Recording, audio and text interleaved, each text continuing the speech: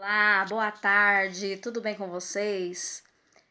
Estou gravando esse vídeo para conversar um pouquinho com vocês, né? Direcionar um pouquinho vocês sobre esse novo gênero que nós estamos estudando por esses dias, né?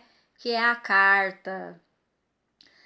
Se você precisa solicitar algo para alguém, ou responder uma solicitação de alguém, ou quem sabe escrever, se comunicar com alguém, com um amigo, contando-lhes as novidades, ou até mesmo escrever uma carta para um editor de um jornal falando a respeito de uma notícia que você leu e que você gostaria de parabenizar, ou até mesmo fazer uma crítica sobre aquilo, ou quem sabe até argumentar sobre um produto, né, de que você fez compra e que não atendeu às suas expectativas. Você está fazendo uso do gênero carta. O gênero carta é um gênero bastante antigo, que desde que o homem sentiu necessidade de que precisava se comunicar com pessoas à distância, ele começou a fazer o uso dela. Desde as inscrições rupestres no passado, e ela com certeza sempre foi muito importante para trazer as pessoas distantes, próximas da gente. E esse gênero, atualmente, é um gênero que ele existe ainda, claro, mas ele deixou de ter aquela forma que era o manuscrito, porque no passado a gente fazia as cartas manuscritas, né? Escrevia com a caneta, à mão, né? Como eu disse, manuscrita. E assim a gente enviava para os amigos que viviam distantes, ou, como eu disse, em qualquer uma das outras situações citadas anteriormente. Mas atualmente, talvez até felizmente, com a chegada de tanta tecnologia, tanta evolução humana, né? Essas cartas deixaram de ser manuscritas. Hoje nós utilizamos muitos e-mails, mandamos cartas, né? Correspondências, solicitações, às vezes pelos e-mails. Então a gente usa muito essas tecnologias para enviarmos as cartas que antigamente eram manuscritas, hoje já são virtuais, vamos dizer assim. Então, a carta em geral, seja ela pessoal, seja ela manuscrita, seja ela de forma virtual, de forma e-mail, né?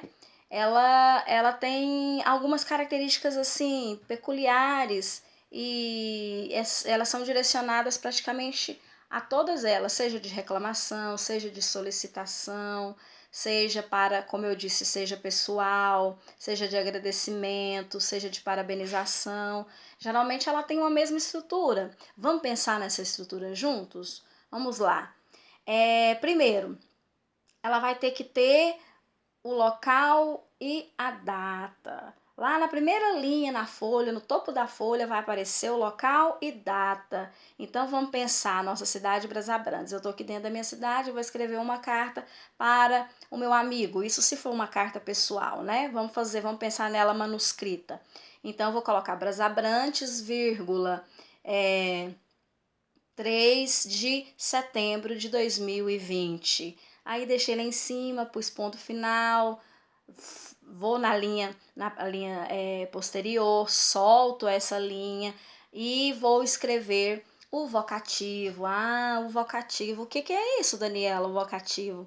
O vocativo é um termo importante que faz parte das características da estrutura da carta, que é o elemento, a palavra, o chamamento que você vai usar para direcionar-se à pessoa com a qual você está conversando, para a qual você vai enviar a sua carta, né? Então, como eu disse que eu estou escrevendo uma carta manuscrita, né? Eu estou escrevendo essa carta para uma amiga que mora em outra cidade, então eu vou colocar lá, querida Ana Clara, né? Então eu invoquei, eu chamei por ela. Então por isso esse termo é vocativo. E se é um vocativo, geralmente nós fazemos o uso da vírgula. Sempre que você chamou alguém, chamou querida Ana Clara, até no dia a dia mesmo, se você for parar para pensar, você sempre está usando o vocativo quando você chama a professora, Mãe, ô fulano. Então você faz o uso constante do vocativo. E o vocativo, repito, ele tem como característica importante dentro da carta, seja ela qual for. E logo em seguida, depois desse vocativo, geralmente a gente faz o uso de uma vírgula, né? Chamou, usa uma vírgula. Vai, solta uma linha, né? A próxima linha você solta, e aí vem o corpo do seu texto, vem ali o problema que você for colocar, ou as novidades que você vai contar, né? A solicitação que você vai fazer, ou quem sabe argumentar. No meu caso, já que eu estou escrevendo para uma amiga, eu vou simplesmente iniciar o texto contando as novidades, perguntando se ela está bem, como anda a vida dela nesse momento tão difícil da pandemia, em que as pessoas estão isoladas, não podem manter contato físico, né? Vou contar sobre minha vida. E depois que eu contar tudo o que está acontecendo e perguntar para ela, que no caso essa parte toda que eu vou contar seria o corpo da carta, né? Eu fecho a minha carta, coloco o ponto final, vou na outra linha e, claro, eu preciso me despedir da minha amiga, né? Então, já que ela é minha amiga, eu falo, posso dizer o quê? Beijinhos, até a próxima. E logo abaixo eu coloco a minha assinatura. Mas o que eu tenho que pensar? Nesse caso, essa carta que eu fiz, a linguagem que eu utilizei nessa carta, já que era uma carta pessoal, enviando essa carta para uma amiga, eu utilizei uma linguagem o quê? Bem informal, porque ela é minha amiga. Não há uma necessidade de eu utilizar a linguagem padrão, a linguagem formal, né? Então eu simplesmente me despedi com um beijinho ou até mais e assinei meu nome. Mas a gente tem que pensar que, se tratando de uma carta, se fosse uma carta de reclamação, uma carta de solicitação, ela vai atender a essa estrutura do jeito que eu falei? Sim, ela vai ter que ter data, vai ter que ter local, vocativo, vai ter que ter o corpo contando, falando, descrevendo o assunto do qual eu estou me referindo, vai ter que ter uma despedida e uma assinatura. Essa estrutura é a mesma para qualquer tipo de carta.